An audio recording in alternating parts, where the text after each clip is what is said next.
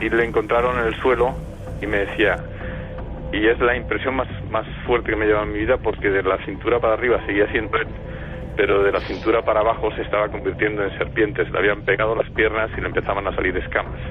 Son 82.000 metros cuadrados, es inmenso, tremendo, y bueno, se ha terminado y realmente ahora es un edificio de altísima tecnología, excelente en todas las terminaciones, y ocurrieron este tipo de cosas de que probablemente alguien vio uno de los serenos en la noche, un fantasma que se cruzó por allí, se hablaba de una mujer obesa, con vestido blanco, después el rumor dijo que no, que también había un hombre vestido de traje, y todo el personal que trabaja allí decía, bueno, como este es un edificio antiguo, como acá desde los pisos superiores en algún momento hubo gente que intentó suicidarse y otros tal vez lo lograron a lo largo de esos 30 años porque era una obra abandonada prácticamente, serán los fantasmas, se preguntaban, de estas personas.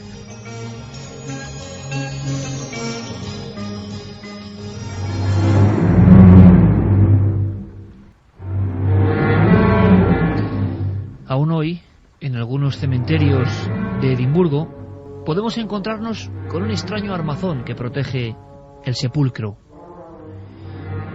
En su tiempo, hacia los inicios del siglo XIX, eran conocidos como mortsafe, una especie de barreras de hierro colocadas sobre las tumbas para que nadie pudiese tocarlas. No muy lejos de allí, en Irlanda, aún hoy, encontramos una placa que agradece la labor de los vigilantes nocturnos por custodiar el camposanto de unos extraños personajes que no son ficción, sino que existieron, los resurreccionistas. Hoy nuestro programa se viste con galas negras y góticas, casi tiempo de Edgar Allan Poe. Historias que ocurrieron, y lo más increíble, que siguen ocurriendo. Esas corazas que protegían algunas tumbas, propias del miedo de una época, a personas que por algún motivo profanaban, y profanaban casi de forma industrial, llevando los cadáveres a extraños ritos o incluso a mesas de cirujanos. Esas corazas, como digo, se mantenían por lo menos durante 6 meses, porque transcurrido ese periodo se suponía que el cuerpo ya se había descompuesto y que los resucitadores no merodearían por ese lugar. Era un tiempo en toda Europa de casas de vigilancia, de lugares donde diversos miembros patrullaban por los cementerios. ¿Y quiénes eran estos hombres, los resucitadores?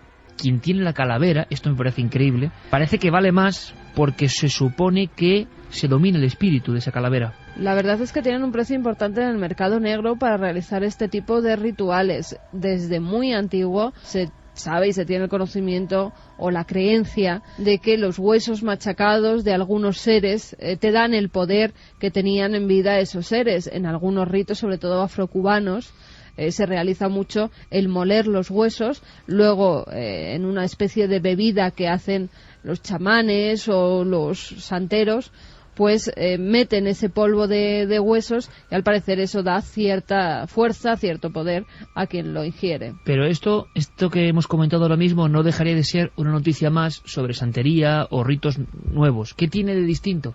¿Qué tiene de diferenciador? Pues algo que me ha puesto los pelos de punta.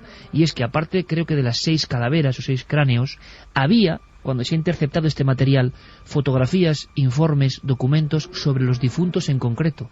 Esto me ha puesto los pelos de punta. Y esto es lo que lo hace diferente. Y no solo eso, sino cenizas. Una urna con cenizas también fue extraída de uno de los nichos, porque también esas cenizas del difunto se mezclan también con diversas bebidas y al parecer al ingerirlas pues también da ciertos poderes. Pero es curioso y me gustaría dejar claro, porque la gente puede pensar, bueno, una noticia más, de unos santeros que han cogido sus productos óseos, que desde luego eso tiene que estar penado por la ley, ahora lo comentaremos, y hacen sus bebedizos. Pero claro, ese elemento que aparecía entre líneas de la nota oficial de la policía decía que cuando se ha interceptado algunos de estos cráneos habían fichas, fotos y documentación de cada difunto. Y eso me parece alucinante e increíble. Produce un seguimiento y produce un escalofrío. Estas personas habían ido por ciertos muertos en concreto, no por muertos cualquiera.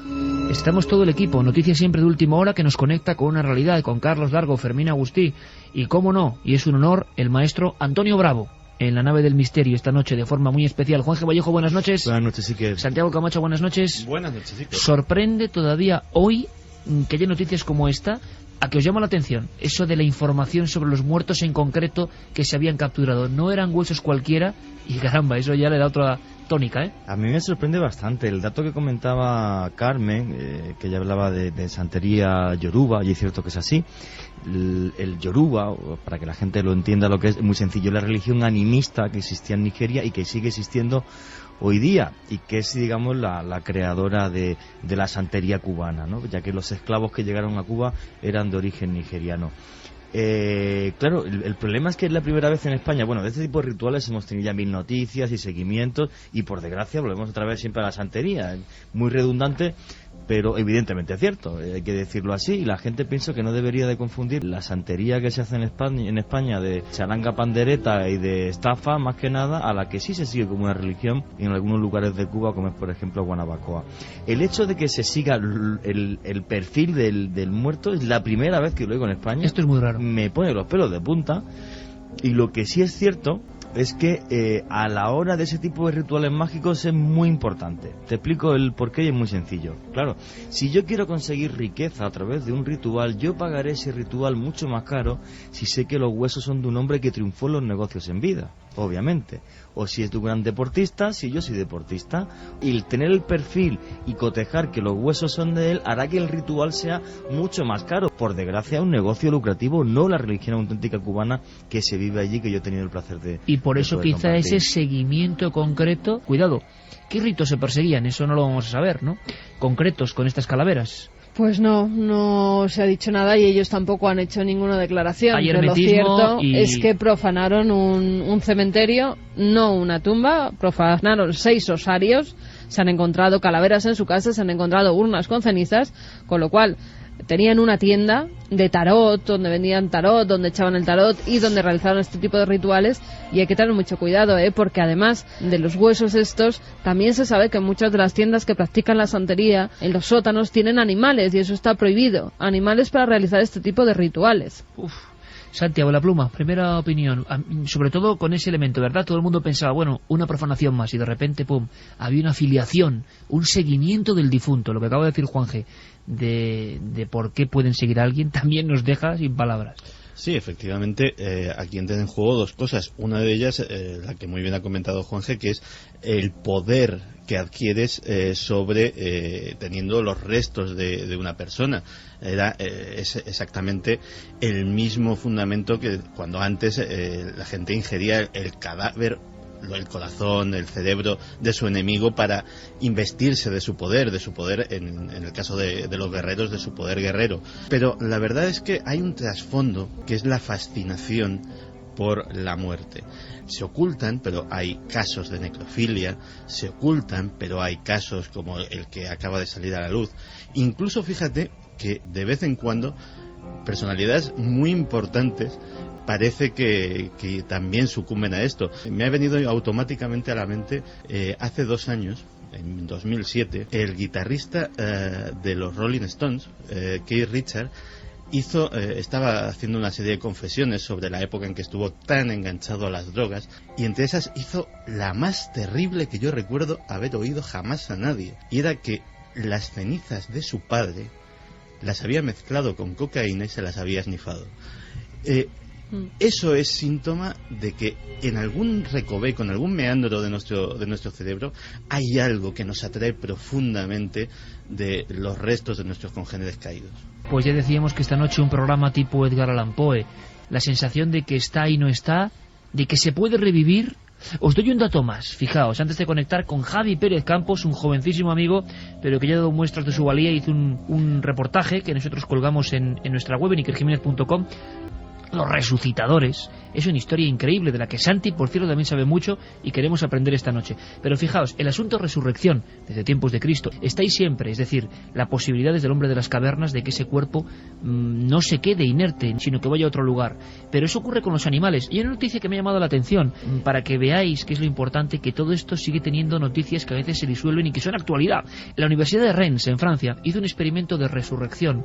O hubo un accidente en el experimento que acabó con resurrección. La protagonista es la araña, ese animal siempre también unido precisamente a la muerte, al oscuro. Tomaron 120 hembras de 3 especies distintas. 2 de ellas de marismas de agua salada y otra de bosque. 120 arañas hembra. Las sumergieron en agua, en una solución con agua hasta ahogarlas. Durante 28 y 36 horas. Querían analizarlas, querían saber cómo quedaban ciertos tejidos, y lo increíble es que 28 de esas arañas, con un tiempo imposible para volver a la vida, después de 36 horas sumergidas completamente en agua, resucitaron y comenzaron a moverse con normalidad. Los científicos no sabían si estas arañas habían estado muertas realmente, qué había ocurrido, eran capaces de haberse protegido de alguna forma. Primera vez que se hace el experimento. Julien Petlon, uno de los investigadores de la Universidad de Rennes, ha mostrado su sorpresa. ¿Cómo es posible que un cuerpo de un animal como una araña, 28 de esos cuerpos, hayan resucitado después en una superficie lisa, con calor, después de haber estado ahogados 36 horas? Se ha hablado, a nivel científico, entre comillas, claro, de resurrección. Nos llama la atención, ¿verdad? Entonces, ¿quiénes eran los resucitadores? ¿Cómo nace esta práctica tan macabra? Cuentan que es en el tiempo en el que la humanidad empieza a requerir cuerpos humanos para estudiarlos. Javi Pérez Campos, desde Ciudad Real. Amigo, buenas noches. Muy buenas noches, Iker. Bueno, tú hiciste un reportaje alucinante, donde mostrabas fotografías de esa escena con la que comenzábamos el Milenio 3 de esta noche. Un ataúd, ¿verdad?, o un sepulcro, como si fuera un armadillo de hierro, ¿protegido de quiénes? ¿Quiénes eran estos personajes que deambulaban por los camposantos? Bueno, pues estas personas de las que estamos hablando eran unas personas desalmadas que actuaban además con una frialdad impresionante a saltar la tapia de los cementerios. Se llevaban estos cuerpos que desenterraban en mitad de la noche, y los fines eran muchos, ¿no? Pero sobre todo conseguir dinero, ya que el siglo XVIII fue un siglo muy difícil. Se acentuaron esas diferencias, ¿no?, entre ricos y pobres, y los pobres tenían que buscarse la vida de cualquier forma, recurriendo pues a este trabajo con el que principalmente hacían negocio con médicos importantísimos de la época, médicos reconocidísimos en la historia de la medicina actual, que se estudian en las facultades. ¿Tú das algún caso, incluso algún nombre y alguna foto, Javi? Es lo sorprendente. Sí. Médicos importantísimos que trabajaban con resucitadores. Cuéntanos. El médico, por ejemplo, más importante, además de la época moderna, John Hunter, es uno de ellos. Ya te digo, se estudia en las facultades actuales. Es el padre de la cirugía científica y el primer investigador en ortopedia. Y dicen, además, que su casa de 2 entradas fue la que inspiró a Robert Louis Stevenson a crear el laboratorio del Dr. Jekyll y Mr. Hyde, ¿no? Él tenía en mente crear un museo, el Museo Hunteriano del Real Colegio de Cirujanos de Londres. Lo consiguió, ese museo se puede visitar hoy en día. Además, fíjate, el espíritu romántico de la época. Es un médico que decían llegó a inocularse la sífilis de un paciente para estudiarla en su propia piel, ¿no?, para estudiar cómo evolucionaba esa enfermedad. Uno de los casos más interesantes de John Hunter es cómo persiguió al gigante O'Brien, un gigante de la época. Él lo quería conseguir para su museo hunteriano, para exponerlo al público. Era un gigante de 2,5 metros de altura. Entonces, cuando el gigante muere, este pide que se le entierre en un ataúd armado, porque el gigante conocía cómo todos los médicos intentaban hacerse con su cuerpo, ¿no?, para investigarlo y para estudiarlo. Finalmente, John Hunter traba una especie de plan con los resurreccionistas, a los que dice que tienen que emborrachar a las personas que llevan el carruaje del gigante O'Brien para lanzarlo al canal de Irlanda. Esta gente consigue emborrachar a los que llevan el carruaje, y mientras están emborrachándolos, otros resurreccionistas están fuera cambiando el ataúd del gigante O'Brien por piedras, lo están rellenando para darle peso, y mientras se produce el robo del cadáver. O sea, hacer un cambiazo con el cadáver. Ajá, así es. Finalmente, además, ese cadáver fue expuesto en el Museo Hunteriano, además, al lado de una persona raquítica, ¿no?, un cuerpo que sufría raquitismo, para mostrar las diferencias, ¿no?, entre un gigante y una persona que sufría esa enfermedad. Javier, y lo alucinante es que si personas, lo has definido perfectamente, ese siglo abrupto de diferencias sociales impresionantes, y empieza este nuevo mercado porque la gente necesita cuerpos. Santi, la idea es la siguiente, y vamos a intentar trazar entre todos una imagen para que la gente vea esta época, ¿no?, esta época cuyos tentáculos llegan hasta hoy, como hemos visto. La sensación de que la medicina avanza y que necesitan cuerpos y que empieza a haber pocos cuerpos, menos ejecuciones, que eran los que habitualmente surtían, ¿no?, los ejecutados a las mesas de las primeras autopsias. Sí, que los ahorcados directamente es que ni siquiera iban directamente de la cuerda a la mesa de disección sin más trámite. Pero efectivamente las facultades de medicina, lógicamente, necesitaban primero para la formación de los médicos, que tuvieran unos sólidos conocimientos de anatomía, necesitaban esas disecciones públicas que nos ha transmitido el arte durante mucho tiempo. Pero aparte de eso, era una época en que en medicina estaba casi todo por hacer. Cada médico de ciudad, cada catedrático era un investigador que aspiraba a encontrar la cura para algo, que aspiraba a hacer un nuevo descubrimiento anatómico, que aspiraba a poner su nombre con letras de oro en el libro de la ciencia, y todos ellos tenían su pequeña trastienda, su pequeño laboratorio en el cual trabajaban y necesitaban de ese género para trabajar con él. Y entonces efectivamente aparece un mercado de una dimensión que a día de hoy nos puede sorprender. De hecho, por ejemplo, para que nos hagamos una idea, había temporada de muertos. Es decir, ¿temporada de muertos? Sí, era una ocupación que, salvo que era estacional en muchos, sobre todo por ejemplo en Inglaterra. La temporada de muertos iba desde principios de octubre hasta finales de abril, ya entrado el mes de mayo, por razones de clima. Cuando empezaba el frío, los muertos duraban más tiempo frescos, con lo cual era más fácil planificar el asalto al cementerio, era más fácil almacenarlos y era más fácil incluso retenerlos para regatear con el médico, buscar mejores precios de otro cliente, etcétera, etcétera. En un momento en el que apretase el calor, deshacerse de la mercancía era mucho más perentorio y a veces como que no compensaba tanto, con lo cual ya te digo que había temporada de muertos. Perdona, además uno de los botines de guerra principales que había siempre en la Edad Media, que se refleja muy bien en la película Juana de Arco, es cuando acababan las batallas en la Edad Media, los vencedores les arrancaban la dentadura siempre a los vencidos para vender los dientes como botín de batalla. La pregunta que me estoy haciendo ahora, y mucha gente se estará haciendo, es, por ejemplo, cómo los cementerios, antes de comentar el caso de esa pareja tremenda que dio la vuelta al mundo, su historia, cómo se defendió la gente y cómo se defendían, entre comillas, los propios muertos. Clave el caso del gigante, que sabe que van a por él y entonces generan una serie de dispositivos como esos armazones. Pero seguro que había más. Javi, ¿cómo llegó, digamos, la histeria en algunos camposantos, sobre todo del Reino Unido, pero de toda Europa, contra los ladrones de muertos? ¿A qué se llegó? Pues fíjate, es que además ya había un miedo que ya habéis tocado alguna vez, que era el miedo a ser enterrado vivo. Eso en Gran Bretaña facilitó la tarea de los resurreccionistas, ya que los cuerpos eran enterrados más cerca de la superficie de lo normal. Por lo tanto, esta gente tenía que cavar muy poco para llegar hasta ellos. Como tú decías, surgió un temor a esta labor y sobre todo a rezar en un nicho vacío, ¿no? Surgió, por ejemplo, la labor de los cuidadores de cementerio, desde las watch houses, que eran unas casas que aún pueden observarse en bastantes cementerios. Tenían varias ventanas desde las que los familiares se situaban para observar que todo transcurría con normalidad en la noche, ¿no? Incluso surgieron las sociedades de vigilantes, como la de Glasgow, que llegó a tener más de 2.000 miembros. 2.000 personas encargadas de vigilar los cementerios. Ajá, hacían turnos para no caer en el sueño, ¿no? Y que aquello pues pudiera ser eficiente de alguna forma. Y bueno, se colocaban allí. Imagínate las noches, ¿no?, de esas personas vigilando constantemente que no pasara nadie, ¿no?, por el cementerio.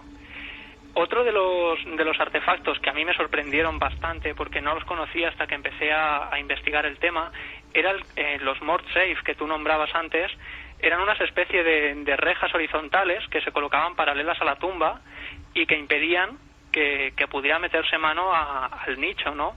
Los ataúdes de hierro armado también se soldaban para que fuera imposible su apertura, o incluso algo que estamos acostumbrados a ver hoy, pero que en aquella época tuvo su auge, que eran las catacumbas o los mausoleos. También se recurría bastante a ellos, por supuesto, las personas que tenían el dinero y se lo podían permitir, ¿no? Y dejaban que se pudrieran, además, en esos mausoleos. Para que no se llevaran los cadáveres, los vigilaban las familias, dejaban que el cuerpo se pudriera, ya no podía servir para los anatomistas y entonces los enterraban. Pero también es cierto que algunos resucitadores los cazaron con las manos en la masa. y les pegaron sus palizas, ¿eh? No solamente los resucitadores, de los cuales hubo auténticos linchamientos, porque claro, la gente estaban robando a sus familiares, a sus muertos, sino que también iban a casas de los anatomistas y a los hospitales y quemaban estas estancias en venganza por haberle robado lo suyo. Y hubo un caso, sé que Santi tiene informes de lo que está pasando ahora mismo en algunos lugares del mundo, con ladrones de cuerpos de este estilo, ¿no? Esto parece que en un momento dado se extermina, ya no hay esta tradición terrible. Las facultades de anatomía por otras vías tienen sus cuerpos, pero no, sigue existiendo. Ahora hubo un caso de una pareja de resucitadores que yo creo que dio para películas auténticas, ¿no? Antes hablábamos de Stevenson y de esa doble personalidad, el mundo de cara afuera y el mundo de los resucitadores. Hubo una pareja en Escocia que sus tropelías llegaron a un nivel increíble porque inventaron un atajo, ¿no?, para conseguir cuerpos de alguna forma. Sí, y es que además se convirtieron en los primeros asesinos en serie de la historia moderna. Burke y Hare directamente no pisaban el cementerio. Por las noches paseaban por los callejones más apartados de la policía, ¿no?, de Londres, y se dedicaban a cazar ellos mismos a las personas. Burke y Hare paseaban por las calles, uno de ellos llevaba una sábana, y cuando encontraban a una persona a la que principalmente nadie fuera a echar de menos, envolvían la sábana a esta persona mientras el otro le tapaba la nariz e intentaban asesinarlo de forma que no se lacerara el cuerpo, ¿no? Es decir, se intentaban evitar las magulladuras y Qué cualquier curioso, forma. Javi. Es decir, ahogar a alguien, pero mantener su cuerpo lo más fresco, entre comillas. Claro, para que así el pago del cuerpo fuera mucho más alto, por supuesto. O sea que también habría un mercado en torno a lo fresco, y esto es muy macabro, pero de la mercancía. Así es, cuanto más fresco era, mucho mejor. Burke y Hare empezaron a colaborar cuando escucharon cerca de una taberna, en una taberna cerca a su casa, que esto se realizaba y que a la gente se le pagaba por este tráfico de personas, ¿no? Entonces, cuando escucharon aquello en esa taberna, pues decidieron que por qué no, ellos se iban a sumar a ese negocio de una forma bastante más ilícita. Vieron dinero absolutamente fácil, ¿no?, en aquella época. ¿Y a cuánta gente acabaron sacando del mundo de los vivos? Pues fíjate, se les contabilizan 16 víctimas. Además, por cada cuerpo, el doctor Noss, que era el médico con el que realizaban estos trapicheos, ¿no?, por así decirlo, les pagaba 7 libras y 10 chelines por cada cadáver, aproximadamente. La verdad es que la historia de estos dos asesinos en serie, los primeros, dicen algunos, de la historia, la primera pareja, observándoles con su sábana y yendo a por personas, yo creo que es una de esas imágenes de auténtico folletín negro que ocurrió realmente. Al final, Santi, tuvieron su merecido. Al final tuvieron su merecido. Burke fue ahorcado y Hare tuvo cadena perpetua. Además, ¿y por qué uno fue ahorcado y el otro no? Porque uno se chivó del otro en los interrogatorios, básicamente para salvar el cuello. Efectivamente fue el que delató y el que contó toda la verdad. Entonces eso trajo varias consecuencias, y una de ellas fue precisamente el fin de este comercio. Para que nos hagamos entonces se declara lo que se llama el acta anatómica, que es precisamente lo que empieza a regular ya de una vez esto, que de entrada había causado una alarma social brutal. Pero esto sucedía en Edimburgo, pero es que en Londres, en esa misma época, estaban pasando cosas igualmente graves, por lo menos para el orden público. En Londres, muchísimo más grande que Edimburgo, había una industria brutal de esto que estaba manejada por dos hombres que tenían bandas de decenas de personas. Uno era un antiguo boxeador que se llamaba Ben Crouch, y su archienemigo o su archirrival en los negocios era Israel Chapman. Pues fíjate, me pasa Carlos Largo ahora mismo una nota.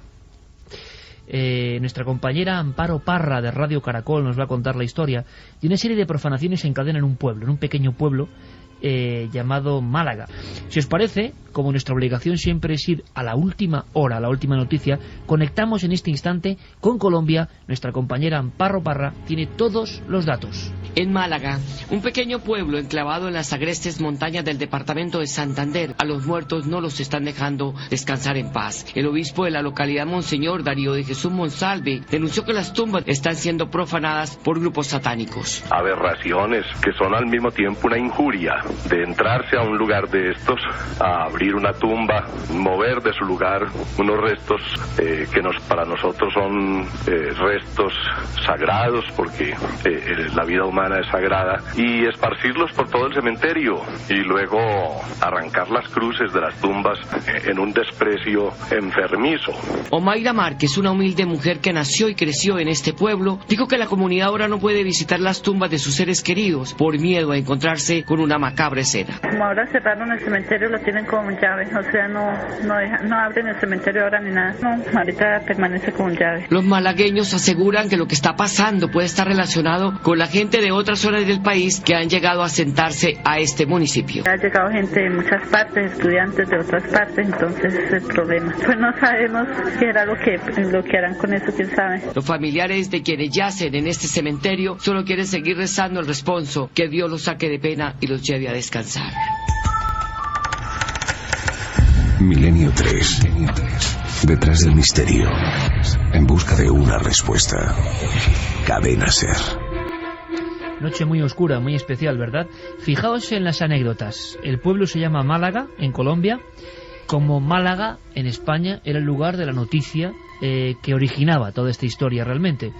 Málaga, donde unos brujos, entre comillas, habían conseguido varias, y sobre todo, la filiación, archivo, datos sobre esos difuntos en concreto. O sea, habían ido, por lo que parece, por lo que dice la policía, a tiro fijo. Hablábamos de esas corazas o de vigilantes de cementerio pensando que son historias del siglo XVIII, y ahora mismo en Colombia, por ejemplo, el cementerio de esta pequeña población está cerrado, bajo llave y con la policía vigilando. Es un extraño bucle, ¿verdad? En un instante escucharemos al doctor Cabrera con una especie como de comparativa entre profanaciones de ayer y de hoy. ¿Qué ha cambiado? ¿Qué ha variado?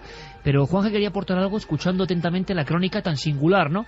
Donde incluso la periodista Amparo Parra, de Radio Caracol, dice: Dios les proteja de alguna forma, ¿no?, a estas personas, implicándose. En Colombia esto se vive de una forma muy especial.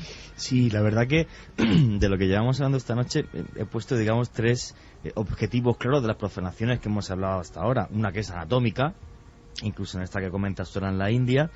Otra es los rituales mágicos y el poder, y además si puedo coger el poder de una persona como esta gente de Málaga, que sea rica o especialmente afortunada o cualquier cosa así, mejor. Pero el tema de Colombia es diferente. Te aseguro que los ritos satánicos son reales, son ciertos, y me jugaría un dedo de esta mano, no sé si apuesto demasiado o no, a que son narcotraficantes. ¿Narcotraficantes relacionados con el satanismo? ¿Por qué? Sí, igual que pasó en México hace muchos años. Allí es muy sencillo. Si yo quiero ser malo, para que me vaya bien, me alío con el más malo.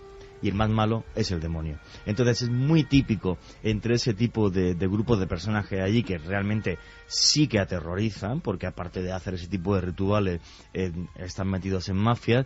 Lo que hacen es, antes de llevar cargamentos de cocaína en avionetas hasta otro país, si es en aquella zona, bueno, pues el puerto de salida principal de droga en Colombia, Barranquilla, si no, bien sea por avioneta a otros países como sería México, que es un punto de distribución fundamental, es más que probable que se roben cadáveres, se hagan rituales satánicos aliándose con el mal para que el mal te acompañe en ese tipo de viaje. El asunto es por qué eligen, ¿no?, una pequeña aldea y la aterrorizan. Imagino que en las grandes ciudades, en Bogotá o en otros lugares, será más sencillo, pero eligen de repente un pequeño pueblo donde el susto y el terror llega al punto de que haya vigilantes hoy, esta misma noche allí.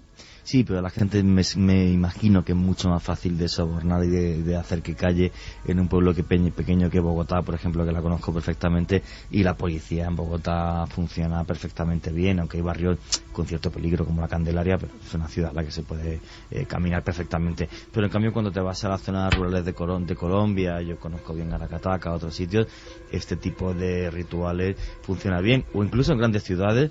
Y pongo el caso del narco más conocido de la historia. A la tumba de Pablo Escobar Gaviria acude personas día a día a pedirle favores. Y es que ten en cuenta que Pablo Escobar Gaviria creó todo un barrio en Medellín acogiendo personas que habían venido de la guerra que hubo entre los paramilitares y la FARC. Entonces, claro, o sea, esa pasión por la muerte, por el más allá, cuando piensas que un muerto tiene esa capacidad, pues imagínate un narco intentando aliarse con el demonio para llevar a buen puerto sus negocios. Te aseguro que son capaces de comprar lo que haga falta en cualquier aldea para surtirse de muertos y cadáveres cadáveres para ese tipo de rituales satánicos. ¿Habrá alguna diferencia entre las profecías de ayer y las de hoy? Vamos a escuchar al doctor Cabrera para saber un poco esas diferencias. Él intentaba explicarnos cómo ha ido variando en el tiempo la sensación esa de profanar, que profanaciones hay desde el principio de los tiempos, por muy diversos motivos. En algunos lugares de América por los guaqueros, profanadores de tumbas en Egipto, en cualquier lugar, en Mesopotamia, buscando joyas, buscando códigos, buscando fórmulas, y en otros casos buscando simplemente el cuerpo. Nos habla el doctor Cabrera.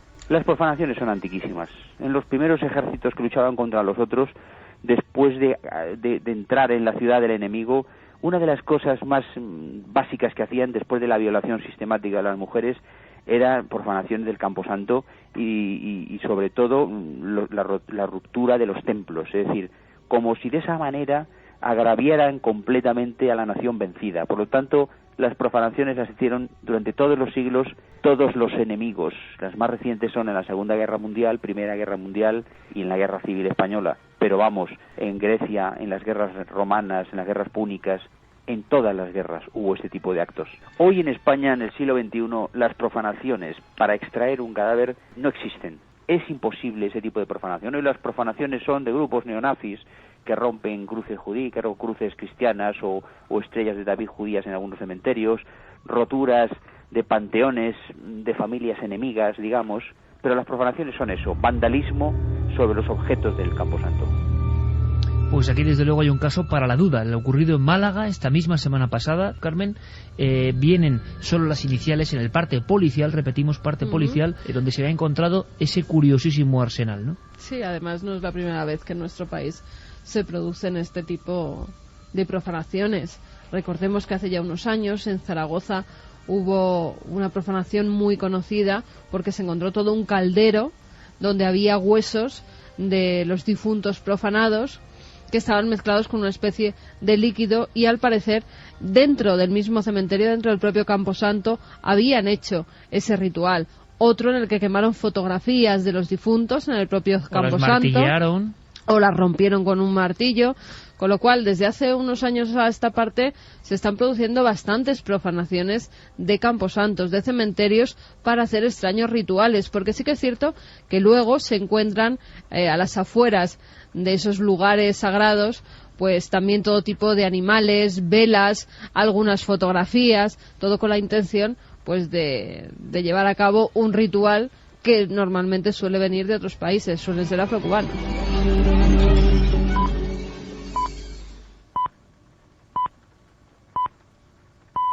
Hablabas antes de Fernando González Siches, documentalista, también explora, hace esos viajes para luego pues hacer reportajes de naturaleza, y él nos contaba una historia en la que tuvieron a un guía que era muy aguerrido, que se enfrentaba además sin ningún temor a los leones, a los elefantes, pero en cambio cuando vio una serpiente salió casi corriendo. Y Fernando después le echó la bronca y le dijo, pero bueno, ¿esto por qué ha pasado? Y le cuenta una historia que es tremenda, Iker, dentro de la brujería. Me contaba que su cuñado se había acostado con una jovencita que era hija de un jefe maconde de un poblado, y al jefe le había molestado sobremanera y entonces le había echado una maldición, de forma que en una noche que estaban cenando toda la familia, este señor se levantó, estaba en un restaurante, se levantó, se fue al cuarto de baño y no volvía, entonces fueron a buscarle, entre ellos el chofer, y le encontraron en el suelo y me decía, y es la impresión más fuerte que me lleva en mi vida, porque de la cintura para arriba seguía siendo él, pero de la cintura para abajo se estaba convirtiendo en serpientes, le habían pegado las piernas y le empezaban a salir escamas. Milenio 3. Detrás del misterio. En busca de una respuesta. Cadena SER.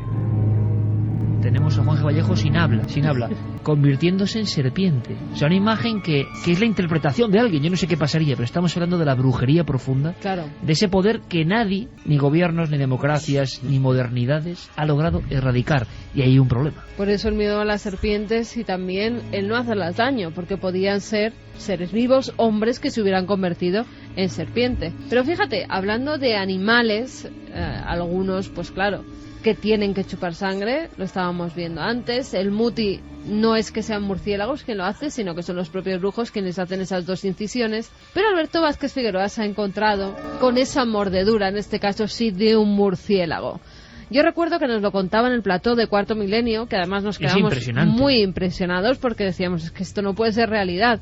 Ya nos habían hablado de lo que le había ocurrido al bueno de Alberto, pero él mismo ahora nos lo querría narrar, porque hace poco, y tal como nos dice, lo comentaba en una conferencia. Hace poco yo le he dado una conferencia a los laboratorios más importantes del mundo, los laboratorios alemanes, explicándole las propiedades de lo que del murciélago vampiro del Amazonas, que de la alta Amazonía ecuatoriana, que me mordió a mí y que desde entonces tengo la sangre muy licuada, lo cual me es perfecto, porque siempre que no coma ajo, pues nunca estoy enfermo. Yo hace 30 y tantos años que no estoy enfermo de nada, pero nada, no cojo absolutamente nada, y eso lo atribuyo a que los murciélagos me inyectaron, que es lo que ellos inyectan, un licuador de la sangre que hace que no tengas una embolia nunca.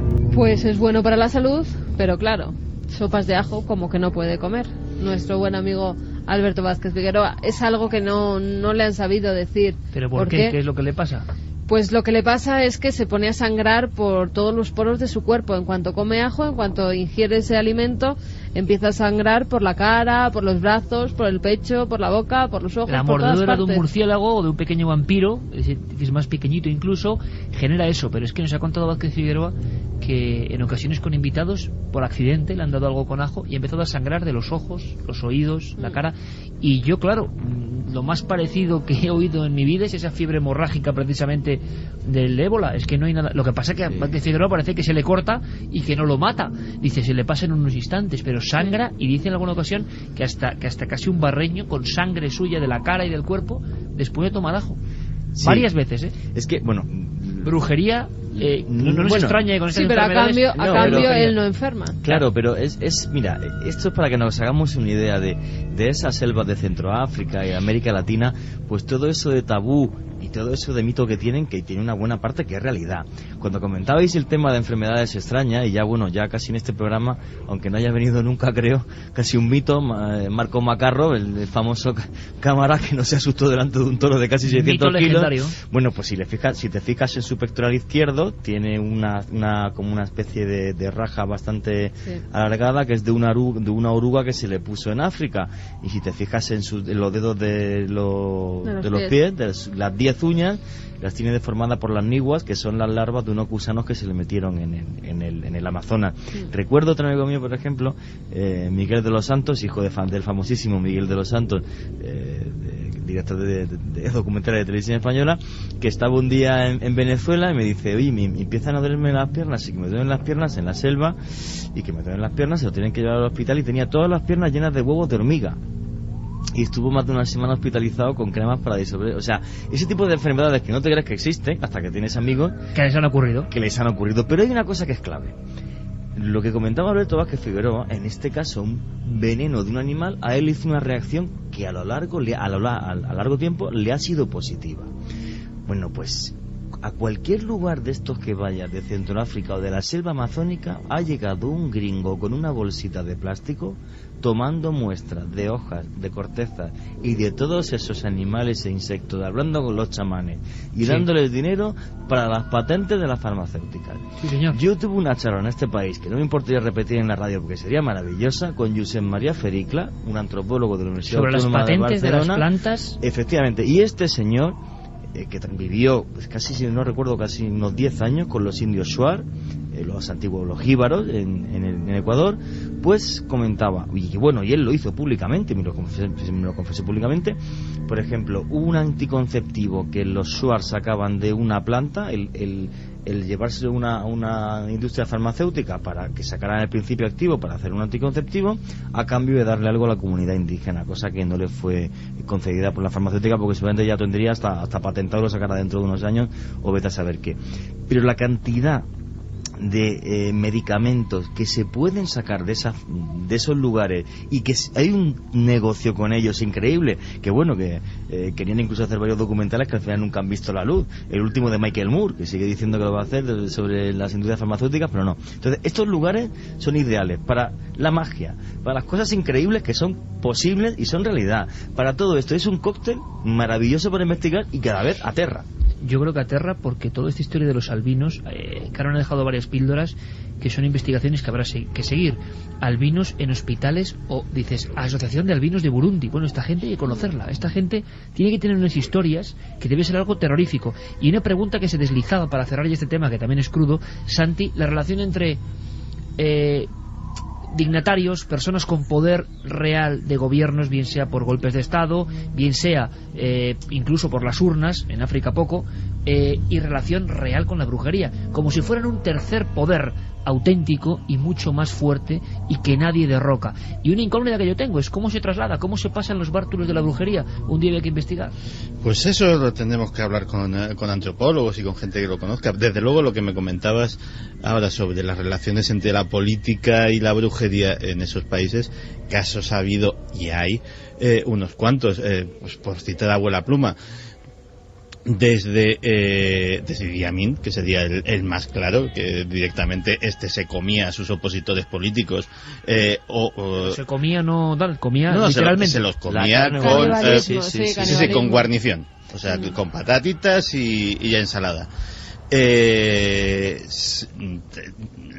Jean-Claude Duvalier, o incluso en las guerras que ha habido en Sierra Leona, en Liberia, etcétera, etcétera, los distintos señores de la guerra, cada uno tenía su brujo que le recomendaba tropelías a cual mayor. Pensemos, y nos puede añadir un plus de atrocidad a esto del muti, pero si para hacer una medicina muti, con las partes estas que hemos hablado de los niños, hay que descuartizarlo vivo. Es decir, no basta con matarle y quedarse con las partes, sino que las partes tienen que ser recolectadas cuando la víctima está viva. Como detalle curioso, sabéis que soy coleccionista de armas blancas y de armas étnicas. Una de las piezas que he traído ahora a mi pequeño museo que tengo en casa es un cuchillo de los Afar, que es una tribu de Etiopía. ¿Sabéis por qué son tan codiciados esos cuchillos antiguos y por qué son tan difíciles de conseguir? Porque los Afar es una tribu que cuando mataba a un enemigo le cortaba los testículos y los ponían en las cabañas. Entonces conseguir un cuchillo Afar es de las cosas más complicadas que hay. Todos hemos oído hablar de Auschwitz, hemos hablado en ocasiones de los planos encontrados hace poco que demostraban lo que allí ocurría de verdad, y la última hora, polémica entre rumores, pero la última hora, si es cierta, es aterradora igualmente. Vámonos a ese lugar, Auschwitz. El hallazgo se produjo 64 años después de la liberación del campo de exterminio durante las obras de mantenimiento de uno de los antiguos crematorios. El Museo Memorial Auschwitz ha informado que entre los objetos hay joyas, recuerdos familiares, juguetes y cosméticos, las últimas pertenencias de algunos del millón de asesinados en este campo del nazismo. Los objetos pasarán a formar parte del patrimonio de Auschwitz y serán exhibidos en sus vitrinas. Se cree pertenecían en su mayoría a judíos húngaros deportados hasta Polonia por las autoridades nazis, ya que muchos objetos tienen inscripciones escritas en ese idioma. Se calcula que más de 400.000 judíos fueron enviados desde Hungría a Auschwitz, Polonia, donde casi todos perdieron la vida. La aparición de estos recuerdos es algo extraordinario, ya que los guardianes del campo lo primero que hacían era desnudar a los prisioneros y despojarles de todas sus pertenencias, que se clasificaban según su valor y se entregaban a la policía de seguridad. Nuestra compañera Carmen Vela, siempre pendiente allí en Alemania de informarnos de todo lo que ocurre, y la verdad es que 64 años después y que todavía hay elementos más increíbles y que estén ahí y que incluso dicen que se van a exponer, esas joyas que aparecieron en los crematorios, en fin, y esos documentos, es un asunto increíble, ¿no? El de la nebulosa humana. Podemos romper todo esto con una noticia que tiene que ver más con lo misterioso y que seguro que va a desengrasar un poco. Ha ocurrido en Argentina, con polémica, un centro cívico y apariciones. Sí, en el centro cívico de San Juan, al parecer una señora de la limpieza estaba fregando lo que es el ascensor. En ese ascensor hay un espejo y cuando se vuelve ve que hay una señora como intentando entrar.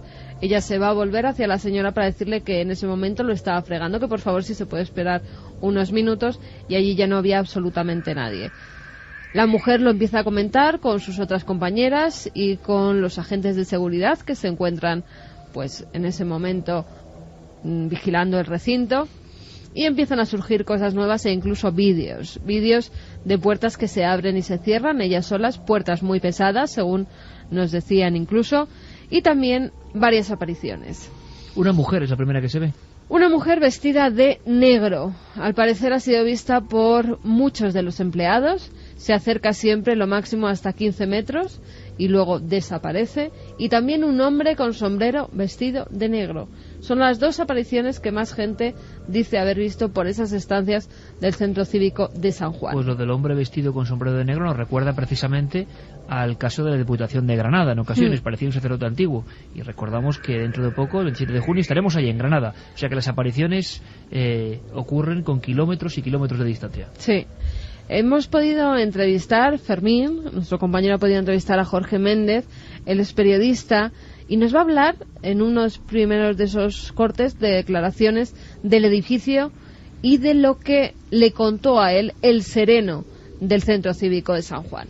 Es un edificio que vino a concluirse después de 35 años, o sea, comenzó en la década del 70, era una vieja estructura de cemento, y recién en los últimos 2 años este gobierno decidió terminar esa obra que era un monumento a la desidia, a la dejadez, porque nunca ningún gobierno la continuó.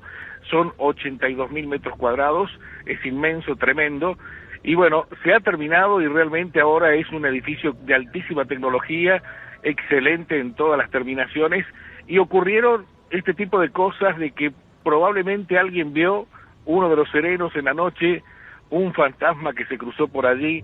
Se hablaba de una mujer obesa con vestido blanco. Después el rumor dijo que no, que también había un hombre vestido de traje, y todo el personal que trabaja allí decía, bueno, como este es un edificio antiguo, como acá desde los pisos superiores en algún momento hubo gente que intentó suicidarse y otros tal vez lo lograron a lo largo de esos 30 años porque era una obra abandonada prácticamente, serán los fantasmas, se preguntaban, de estas personas. Pues este compañero de Cadena 3 ha podido entrevistar a todos los que dicen haber visto alguna aparición allí.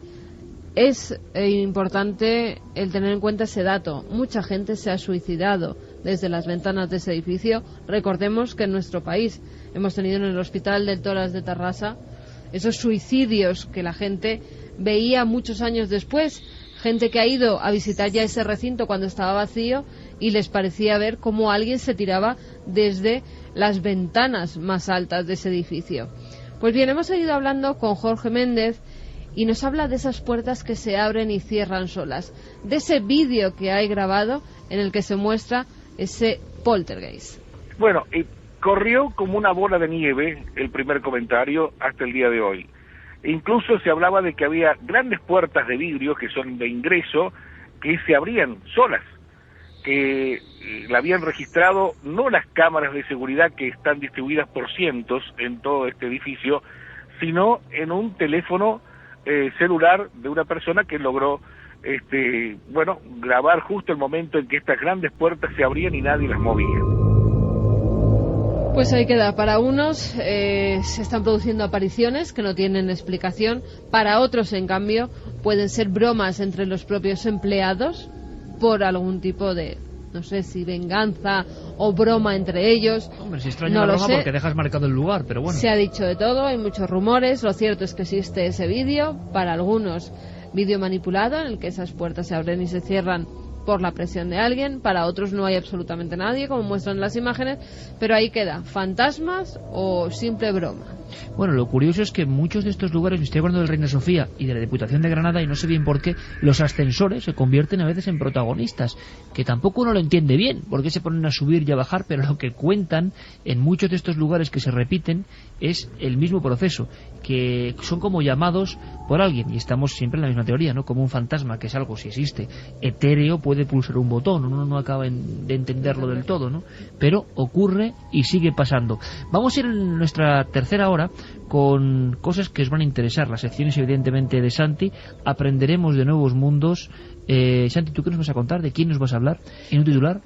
Vamos a contar una consecuencia bastante inesperada de la pertinaz crisis que nos invade. Crisis y cosas graves que ocurren a través de ella y de cómo lo interpreta el género humano, por lo menos algunos seres humanos. ¿Vamos a divertirnos o vamos a llorar con la cruda realidad que nos trae Santi? No lo sé. Juanje, ¿a dónde vamos a viajar?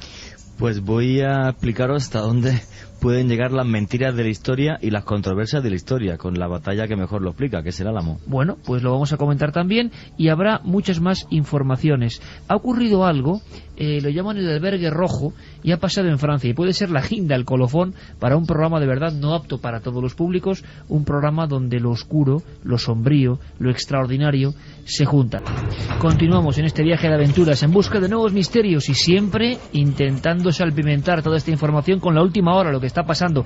Por cierto, que hablando de última hora, ya llega Santi con sus informaciones siempre sorprendentes y sugerentes. Yo me he encontrado con un libro que también me ha sorprendido y que creo que se puede recomendar. Pequeña, ni siquiera debe decir ficha o recomendación literaria, pequeño apunte sobre un libro. Es raro que estos libros tan antiguos, el Tratado sobre vampiros del sacerdote Agustín Calmet, llegue de nuevo a las librerías. Interesante de verdad. Bueno, este era un hombre, se le conoce como el primer tratadista del mundo de los upiros, brucolacos, lutín, los vampiros, vamos.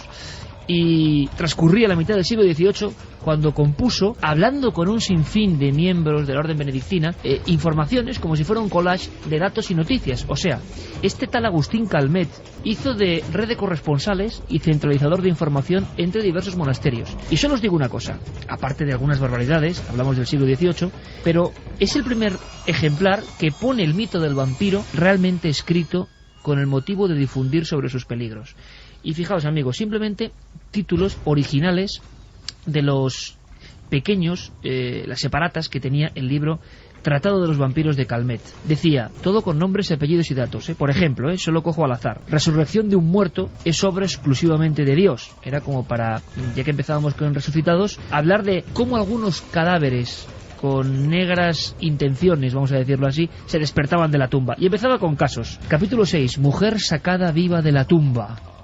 Los revinientes, fijaos el término que interesante, que es sobrecogedor, se les llamaba así, revinientes, decía el sacerdote, de Moravia, muertos de Hungría que vuelven y chupan la sangre de los vivos.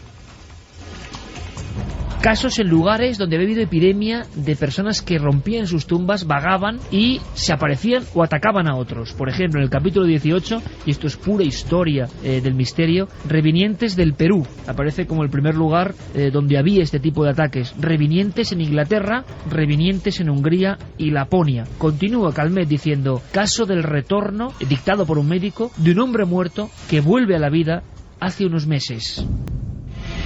Y para que veamos el tipo de investigaciones que se hacían en el siglo XVIII, dejando incluso, no sé, en mantillas al Drácula de Bram Stoker, ejemplo de otros retornos de excomulgados, muertos. Brucolaco exhumado, es decir, desenterrado en presencia del señor de Tournefort en Francia.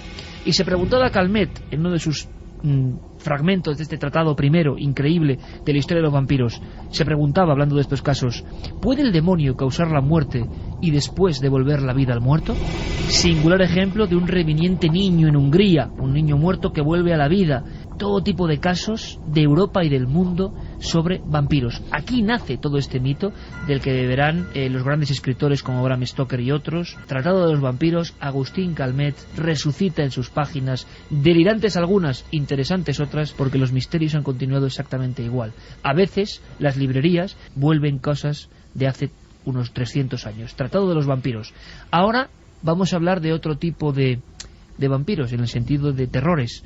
Vamos a hablar de algo que está constantemente en la palabra y en el pensamiento de España y del mundo, pero especialmente de nuestro país. La crisis. ¿Qué tendrá que ver la crisis económica con la sección conspiranoica de Santi Camacho? Es algo que él nos tiene que desvelar. Principios de los 80. Estamos en lo más alto de la Guerra Fría. En Estados Unidos hay una verdadera psicosis de terror nuclear.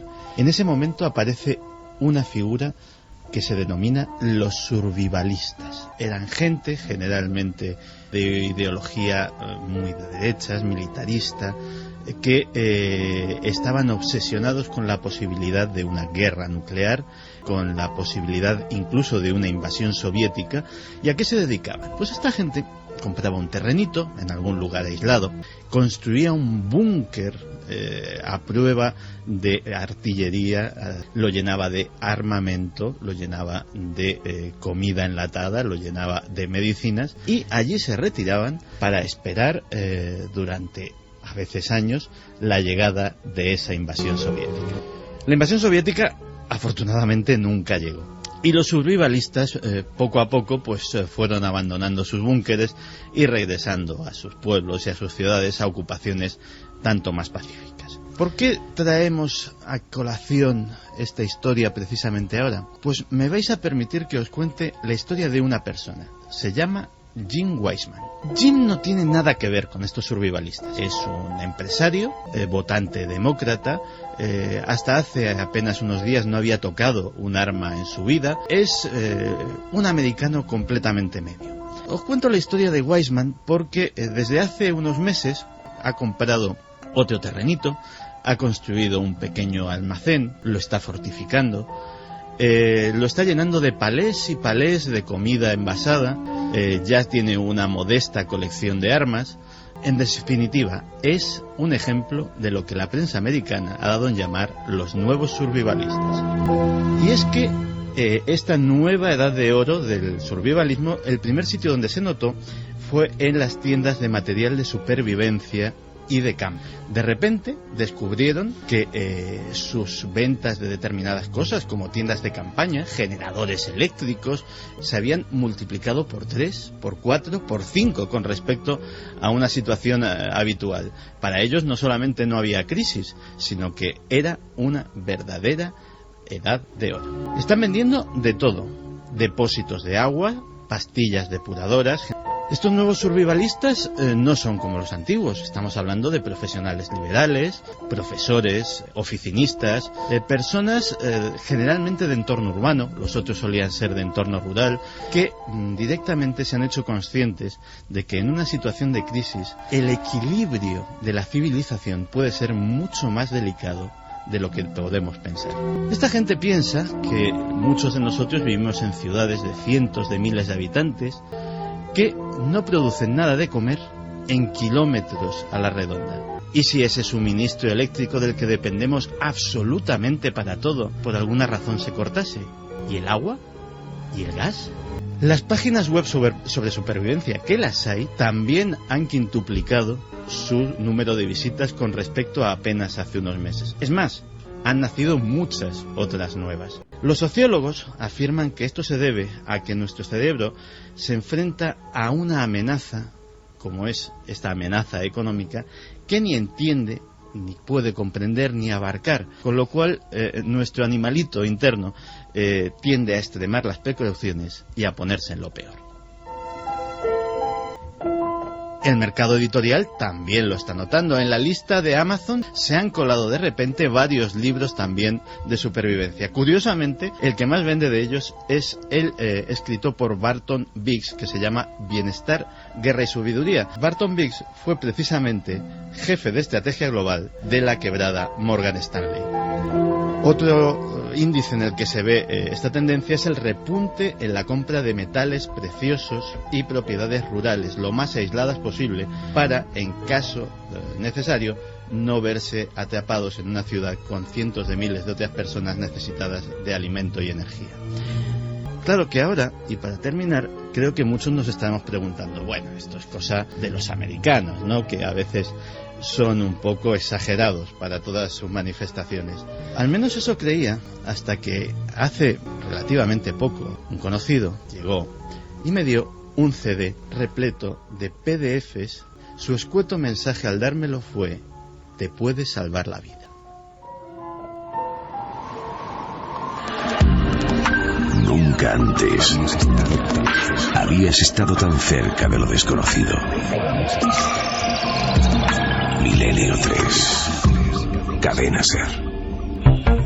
Pues a mí me ha dejado un poco, no sé, porque hay muchas personas que piensan, esperemos que no, pero que la circunstancia va a llegar hasta ese nivel.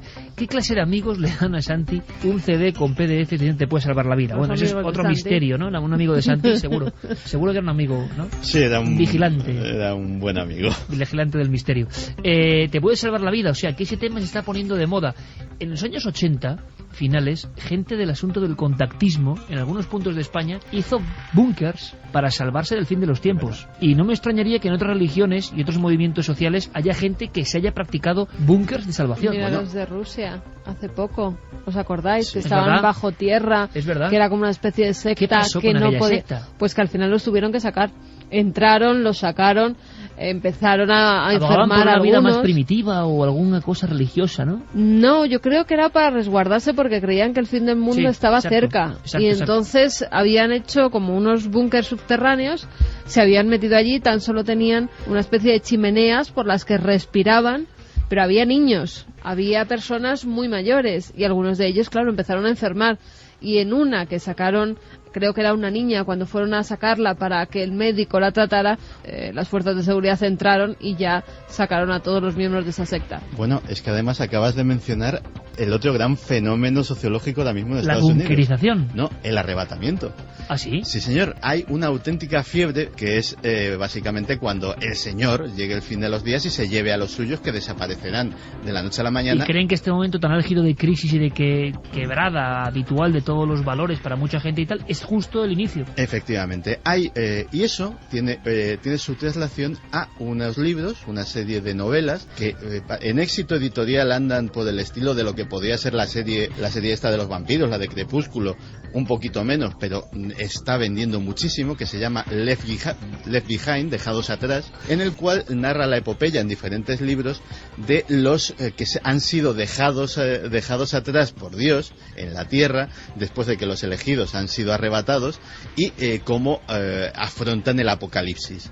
Es un éxito editorial y dicen que va a haber película de Left Behind de esta historia y efectivamente el signo de los tiempos de alarmismo pues es otro de los síntomas en el que se está viendo. Yo recuerdo que nuestro colaborador en el tema de Cuarto Milenio, Eric Fratini, trajo una vez unos prospectos que eran muy interesantes en plena Guerra Fría y construyese usted su propio búnker antinuclear y te ponían en dibujo los ingredientes, sacos de arena, sacos terreros, qué departamento había para dejar y qué cálculos para la comida, las sopas hidrolizadas, desecadas, y eso era muy de la Guerra Fría, ¿no? Pero se ha hablado mucho de gente que se construye su propio búnker y que hasta que no termine ese periodo, gente a nivel individual tenía esas corazas. Se nos olvida una cosa, antes estuvo muy de moda en la Guerra Fría los búnker y ahora lo que está de moda por la crisis y la inseguridad ciudadana y hechos tan sumamente brutales como lo que le pasó por ejemplo al pobre del productor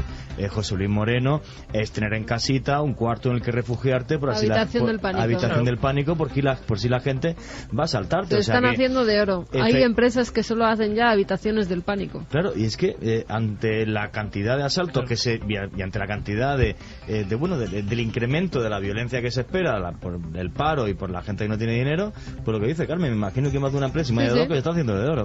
En muchas casas ya están poniendo esas habitaciones que son como cajas fuertes donde pueden vivir 4 personas, 5 personas. A la que terrible llegará eso, ¿no? Y en algunos países, sobre todo sudamericanos, las familias más pudientes que viven en auténticas corazas. Y hubo alguna película que yo recuerdo ahora, que igual la audiencia recuerda, no sé si era El Barrio, o La Verja o El Muro, no sé cuál era exactamente, intervenía con una actriz española como Maribel Verdú, que era un barrio pudiente. Entonces, el barrio pudiente es que estaba absolutamente rodeado, como si fuera un gigante, de favelas, de chabolas.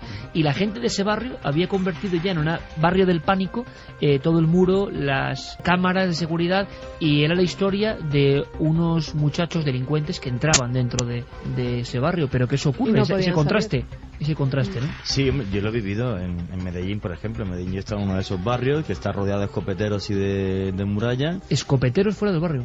O sea, el escopetero no solamente está en la puerta o en las puertas, porque la organización era grande en la que yo estuve, no solamente está en las puertas, sino que está caminando por las afueras y por dentro de la organización. Escopeteros con escopetas estas que tienen un tiro a corta distancia que hace un agujero de 1 metro, vamos, de balines gruesos. Y sí, en Medellín los hay, porque toda la gente que trabaja sobre todo en el mercado de la ropa, que en Medellín es muy importante, que genera grandísimas fortunas, pues viven en ese tipo de barrios. Y yo fui con una buena amiga de allí, con Sandra Ocampo, a su casa, y efectivamente pues era una casa que yo me quedé muy sorprendido, ¿no? Enseguida, en cuanto llegas, pues te miran con quién vas en el coche, te dejan pasar, pero es un auténtico fuerte. Yo recuerdo una cosa que me llamó mucho la atención, en una frase que le dijo a nuestro compañero Alberto Granados. En México había una casa donde hubo supuestas muertes por la Ouija y supuestos fenómenos extraños. Bueno, Alberto Granados fue a visitar a Trejo, el investigador, y entonces le recibe con un Hammer, uno de estos grandes todoterrenos, con no sé cuántas personas, con unas motos delante, y entonces en un momento dado no sé qué ocurrió, que Alberto Granados se puso a ver la casa por fuera, porque era la calle Cañitas, que da origen a una historia auténticamente de terror. Y Trejo, es decir, la persona que vive ahí, sale con Alberto y se pone a hablar con él en la calle, y le dijo, y esto lo tengo en la mente, le dijo: ¿sabes, Alberto, que hace 6 años que no veía esta parte de mi casa? Tienen que ser siempre con coche, cristal blindado, personas delante, en una persona más o menos pudiente, y así estaba el patio. O sea, que nos parece que muchas veces la fusión entre películas y la realidad está llegando a un límite que asombra. Es una lástima que no esté esta noche con nosotros nuestro compañero Pablo Villarrubia, porque si eso es patente en algún sitio del mundo, Brasil, ¿no? Y sobre todo en Sao Paulo. Sí.